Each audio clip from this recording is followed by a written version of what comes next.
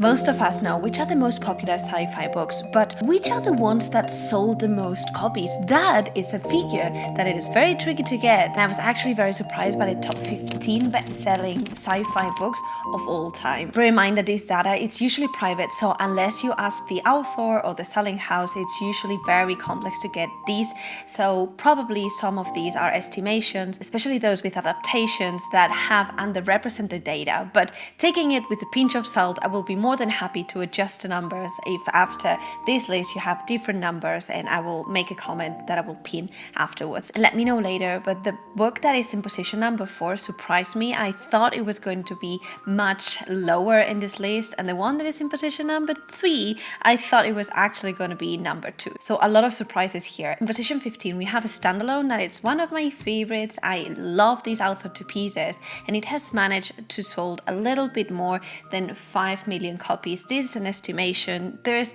actual numbers in some places that say it's 3 million, but after the movie adaptation, then this was skyrocketed, and that is The Martian by Andy Weir. This author, it just has something incredible for me. He just brings sci-fi and it makes it incredibly approachable for a lot of people. It's not hard sci-fi, although you have hardcore elements. In this case, you have biology, you have this stranded man on Mars and he will need to survive. And the magic that was done here is that the author originally started releasing each chapter free on the internet. He gathered a lot of beta readers, and afterwards these readers begged him to create a book, and soon after the movie was created. I believe that something similar will happen with Project Hail Mary, in the sense of it's already a very well-known book, but next year we will have the movie adaptation, so I'm hoping that this will sell even more books starting next year. Position 14, we have a saga that I've only read the first trilogy, and it's also modern here. Mainly within this list we will see a lot of classic sci-fi books, and number 1 blew my mind, but in this position we have one that it's a favorite for a lot of fantasy readers, and it's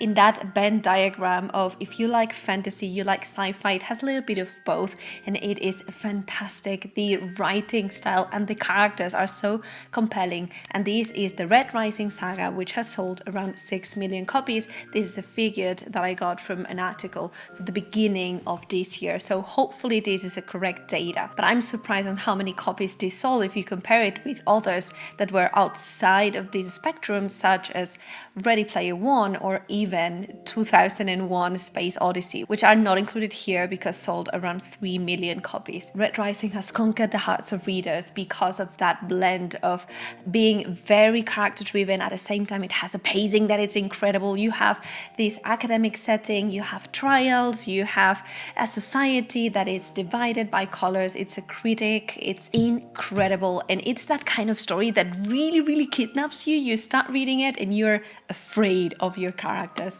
I've just read the first trilogy and I'm in love with it. It's one of my favorites and I cannot wait to keep reading, although I'm actually quite scared. So I'm like, I want to know what happens, but I don't want to suffer. So that's why I'm here, just in this nowhere place. In position 13, we have a story that has also boosted sales since the TV adaptation, and it's The Handsmaid Tale by Margaret Atwood. I haven't read this one particularly. My mom did. She recommended it to me a while ago, ages before even the TV series came up, and I missed it. And now that I've seen the TV series and the story, I really want to get to it. It's a dystopian story that really talks about themes that are really important, especially for women, how they are oppressed, their role of the reproduction, and all in all, it's a story that has sold around 8 million copies. In position number 12, and getting into one of those sci-fi names that immediately you know he is a king of sci-fi, we have a saga that has sold between 7 and 10 million copies. There was a movie adaptation, but sadly it was not really popular. Only book 1 was adapted, and these did not increase the selling of this series as much, although it's a classic and it's considered one of the keystones of fantasy, especially if you like military academic settings setting in space, you like this interaction with aliens, and this is The Ender's Game by Orson Scott Card. I hope you can appreciate how old our covers are and how awful sometimes sci-fi is depicted, or was depicted, at least in publishing in Spain. Like, this is not the first time that you're going to be surprised, but I've just read the first book in the series and I was really compelled. It was really slow at the beginning, and it also had this massive payoff that you need to read in order to follow it, but you were trapped the way in which the author builds the story so that you believe something is happening and then something different is happening. Really, it's fascinating, and it's a story that has permeated the minds of a lot of readers, not only because it is a story that has gotten into the minds of a lot of readers because it embeds not only the psyche of our character and how he needs to prepare for war, but also how he faces this relationship with the alien species, the violence, empathy, and there are elements that are incredibly moral in this story that were blended, and it was a fantastical set. In position number 11, we have one of those stories that it's a classic, but at the same time, if we see the magnitude of this author, it's heavily underrepresented. So yes, this book, Jurassic Park, sold around 9 million copies, give it or take, but Michael Crichton, the author, has sold overall 20 million copies, which is way more than the number one book or series in this list sold. So you need to keep in mind that most of these sci-fi authors that we're going to be discussing really published a lot of books and accumulated a lot of popularity, but it's not only just due to one of those stories, as perhaps it might happen with Lord of the Rings that accumulated 250 million copies just with the Lord of the Rings series.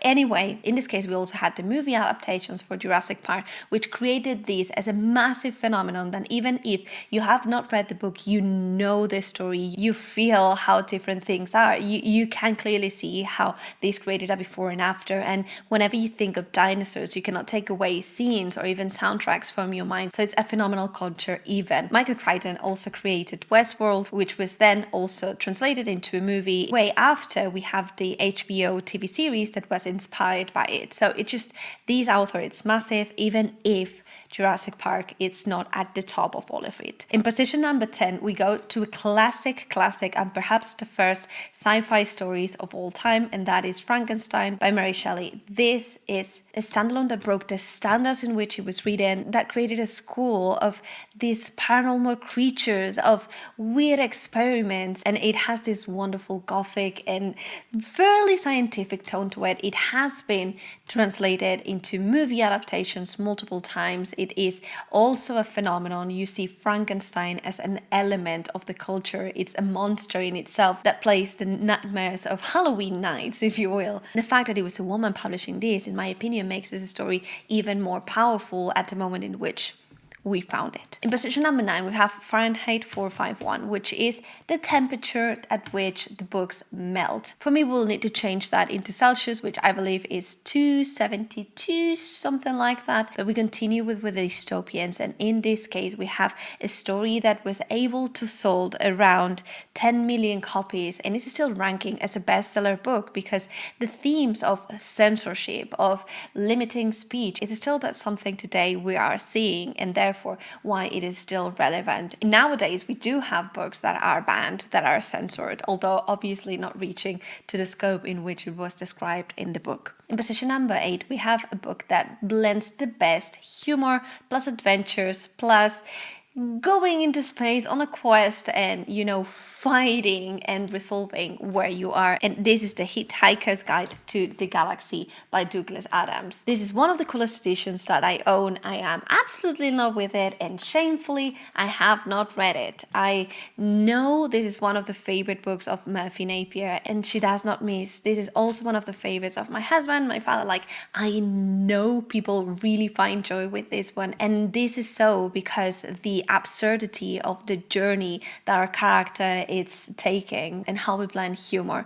And I actually believe this will become one of my favorites if I start reading it. It's definitely matching a lot of boxes for me, and it sold around 14 million copies, 14, 15, give it or take. Position number 7, we go to another king of sci-fi, and whenever you hear sci-fi, there are like a couple of names that come up to mind, and the Stanislav Lem, it's one of those. In this case, this author has managed to sold around 27 million copies throughout the different works that he has had, and taking into consideration that the one that we're going to be explaining here is the most popular, I've rounded it to around 15 million copies, although it's not straightforward. It might be that it is placed higher in the list, so just if you have more accurate numbers, let me know, because I'm willing to understand where Solaris is placed. This is such a classic that I haven't read yet. My husband is the one that really is a sucker of sci-fi, and I need to get myself to it, but this one actually is one of his favorites. It revolves around a journey in space, and overall the writing style of this author, it's a very unique, and the way in which he blends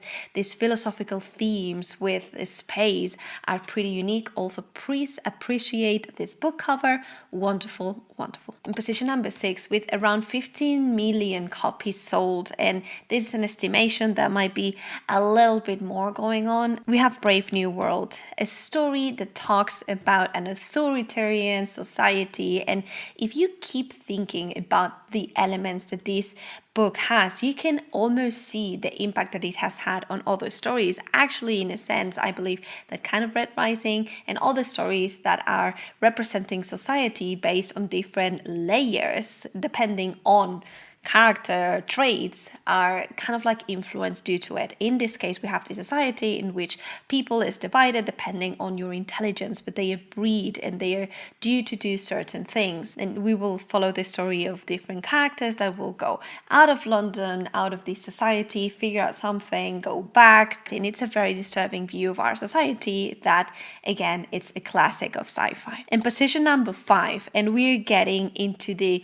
20 million plus copies, and for me this is again the case in which this author, it's one of the kings of sci-fi. He has published more than 400 books, like he was really prolific, and yes, perhaps this series did not manage to sold millions and millions and millions of copies, settling with around 20 million, but it is definitely one of those authors that it's a must read. And we have Foundation by Asimov. This author was able to write about everything. We have sci-fi, and he also went and wrote history books. He was truly a man of the ages. He knew a little about everything, and he had this very divulgative tone, and it was very easy, and which makes it very easy and accessible to read. In this case, Foundation, it's such a core of our mentality. And now with the Apple TV adaptation, it has gotten again a little bit of popularity, but this is a story that brought elements that were completely new, such as the psychohistory, or the idea that you can predict what the future might hold thanks to math, but also you can prepare to it. There are different phases, the writing style, the phases, the jumps that we have. It's quite a different story. I read it when I was a teen. I still need to reread it because I know there are some elements that were core, and I loved it to pieces. So if you read Foundation and also found that you loved it, let me know down below. In position number 4, and I am very surprised about this one being here because I knew it was popular, but I did not realize that it was that popular. Comparing with this with, for example, The Martian, I thought they were kind of similar in the mind of people and in terms of selling, but no. Actually, The Remembrance of Earth's Past, or The Threebody Problem, sold around 30 million copies. This is a data point that was also published, I believe, last year, so it's pretty recent, and it also had the inflection of the Netflix TV adaptation, which always brings more people reading it. Also, the fact that Barack Obama said that he was a sucker for this book, that he was really obsessed with it. Put this Chinese book in the radar of a lot of people. My mind is blown away by the fact that this one sold 30 million copies, but then we have Foundation with less. Like how massive of a movement. This story is not published so long ago, and yes, only in China it got around 7-8 million copies sold, so there's definitely that point. I read book 1 and 2, and it's a very hard story to get into. Actually, I think the TV series did a fairly good job at adapting it while keeping elements that were simplified, but the idea of having these different societies, the communication that Earth has with others, and how we are trialed to understand what is happening, I found it mesmerizing. It reminded me a little bit to Ender's Game, at least a part of the game that Ender needs to play whenever he's trying to improve. But this is also quite a heavy story that has very important underlying themes, such as censorship, the authoritarian element of it, the nihilism, and how society is perhaps doomed. In position number 3, and I thought this one was going to be at least in position number 2. Originally, I thought it was going to be number 1, but well, number 3, we're settling it. We have one of those series that it's a core, even if you have not read it, you know what the story is about, especially due to the movie adaptations. And we are talking about Dune by Frank Herbert, which sold around 30 million copies. The first book, Dune, sold 20 million copies alone. It's the series that managed to got it into the 30 million copies. The popularity of this book also was kicked off thanks to the movie adaptations, especially the newest ones, which had a pretty good reception from the wider public. And the great thing about Dune is that it merges religion with action, with prophecies. We have politics. There is a lot going on. And the funny thing about it is that if you compare these with the fantasy genre, we have Tolkien, right? Like they knew of each other. Actually, Frank Herbert gave his book to Tolkien just to read it. They were live at the same time, and after reading it, he did not want to keep the copy. Tolkien, who was a gentleman, actually disliked quite intensely Dune, and the reason for it, it's because if you compare Lord of the Rings with Dune, you have very opposite sides on how to tell a story. For Tolkien, you need to have escapism, you need to have this love of the things, of the mundane, you need to rely on the good and the evil and to be inspired. Meanwhile,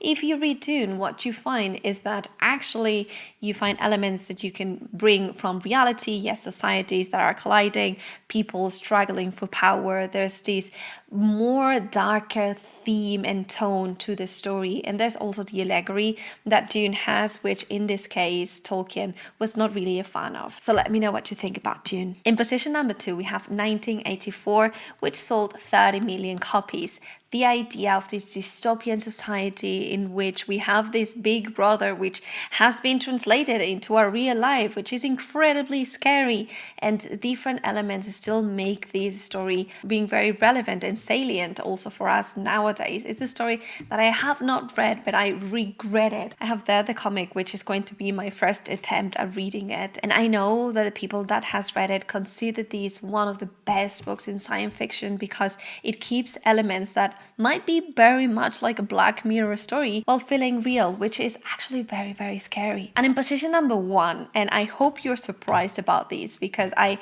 definitely was. I can understand this at the same time, but I'm just like, it feels kind of wrong. I did not want this to be in position number 1, but I guess this is going to pass from just a modern story and perhaps become a little bit more of a classic as time advances. We have a young adult story, a dystopian story that was adapted very successfully, and it gathered fans throughout the world thanks to it. And this is The Hunger Games by Suzanne Collins, which sold more than 100 million copies. This is also not an updated number. I believe the latest data point that we have from here was even before we have the movie from the prequel. So things might have changed. And right now we just got released Sunrise on Reaping, which was another prequel that is amassing a lot of fans already, and it's considered one of the best in the series. But the idea of this book, of this series, is that